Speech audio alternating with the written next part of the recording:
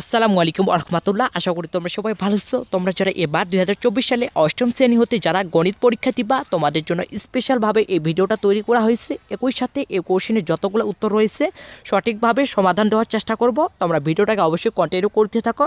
তোমরা একটু লক্ষ্য করে দেখো এই কোশ্চেনটা, অর্থাৎ এটা পরীক্ষা হয়েছিল Narayanganj high school and college থেকে।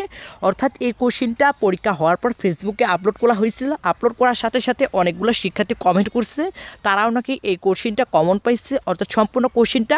আবার অনেকেই কমেন্ট করছে তাদের নাকি অনেকগুলো প্রশ্ন এখান থেকে কমন পাইছে। যাই হোক, আমি মনে করি এটা হচ্ছে অনেক ইম্পর্টেন্ট একটা হচ্ছে কোশ্চেন। এটা সবগুলা সমাধান দেওয়া আজকের এই ভিডিওতে হচ্ছে চেষ্টা করব, এবং এই কোশ্চেনের ডাউনলোড লিঙ্ক আমাদের ডেসক্রিপশন বক্সে দেওয়া থাকবে। তোমরা চাইলে খুব সহজে এই কোশ্চেনটা ইচ্ছে মতন হচ্ছে ডাউনলোড করে নিয়ে নিজের মতন করে পড়তে পারবা।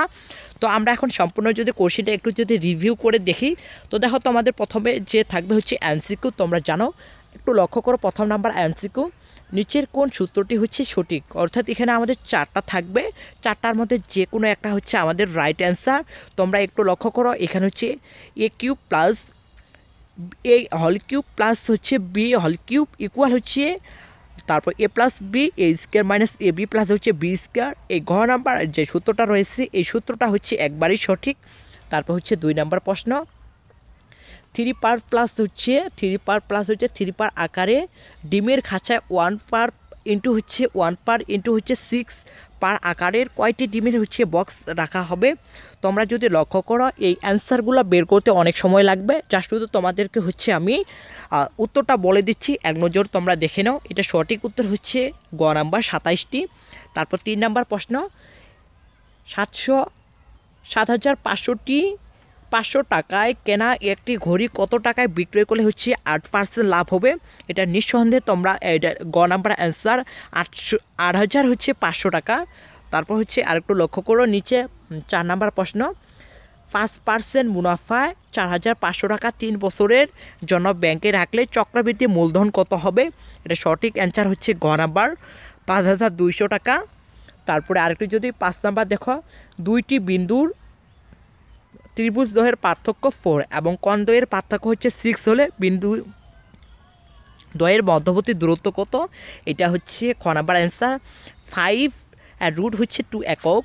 তারপর 6 নাম্বার প্রশ্ন দেখো, -2 -3 এবং 1 5 বিন্দু দ্বয়ের মধ্যবিন্দু স্থানাঙ্ক কত। এটা স্থানাঙ্ক সঠিক অ্যান্সার হবে ক -1/2 এবং হচ্ছে -1। তারপর 7 নাম্বার প্রশ্ন, একটি সরল রেখায় ঢাল 2 এবং হচ্ছে সরল রেখাটি 1 4 বিন্দুগামী হলে সরল রেখাটি সমীকরণ খ নাম্বার অ্যান্সার হবে 2x - y ইকুয়াল হচ্ছে 6।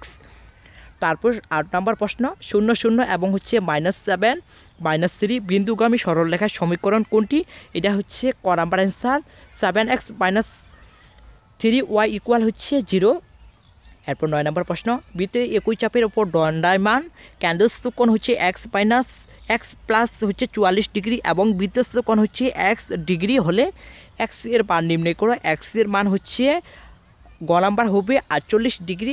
এরপর 10 নম্বর একটু লক্ষ্য করো, এই বৃত্তের মধ্যে তোমাদের একটা কোণ দেওয়া হচ্ছে ABC এবং হচ্ছে D।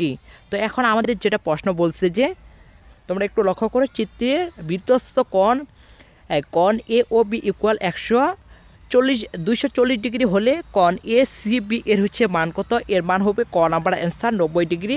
তারপর 11 নম্বর প্রশ্ন, এখানে একটা অঙ্ক দেওয়া রয়েছে, এই দশমিক সংখ্যায় লিখলে কত হবে।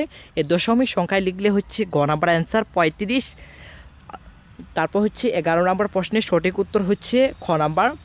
12 নম্বর প্রশ্ন হচ্ছে সঠিক হচ্ছে খ নাম্বার। 13 নম্বর প্রশ্নের সঠিক অ্যান্সার হচ্ছে ক নাম্বার। তারপর 14 নম্বর প্রশ্নের সঠিক অ্যান্সার হচ্ছে ক নাম্বার।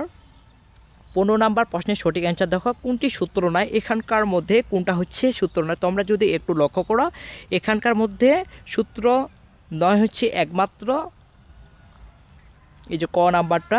তারপর হচ্ছে এক কথায় উত্তরগুলো তোমরা যদি একটু লক্ষ্য করো, কোশ্চেন প্যাটার্ন টাইপটা 16 নাম্বার থেকে হচ্ছে শুরু করে হচ্ছে। এরপর আমরা যদি ভিডিওটাকে আরেকটু স্ক্রল করলে দেখবো হচ্ছে তোমাদের খ বিভাগে প্রশ্নের উত্তর দাও 13টি। অর্থাৎ এখানে বেশ একটা প্রশ্ন থাকবে, এগুলো হচ্ছে সবগুলো উত্তর দিতে হবে, অর্থাৎ সংক্ষিপ্ত প্রশ্ন। এখানে তোমাদের একটা প্রশ্নের অ্যান্সার হচ্ছে 2 মার্ক করে, আর 13টা হচ্ছে টোটাল 26 মার্ক। আর এই প্রশ্নগুলো তোমাদের ছোট ছোট অঙ্ক আসবে, যাই হোক এই অঙ্কগুলো তোমাদেরকে সঠিকভাবে সমাধান করতে হবে। তারপরে থাকতেছে হচ্ছে গ বিভাগ। গ বিভাগে তোমাদের থাকবে যে কোনো হচ্ছে 7টি প্রশ্নের অ্যান্সার করো, অর্থাৎ এখানে হচ্ছে একটা উদ্দীপক থাকবে, উদ্দীপকের আলোকে ক এবং খ থাকবে। আরেকটু যদি আমরা স্কিপ করি, স্কিপ করলে হচ্ছে দেখতে পারবো যে হচ্ছে আমাদের যে কাঙ্ক্ষিত যে বাকি প্রশ্নগুলো এইরকম। তো তোমরা অবশ্যই আমাদেরকে কমেন্টে জানাবা যে তোমাদের আরও প্রশ্নপত্র লাগবে কি না।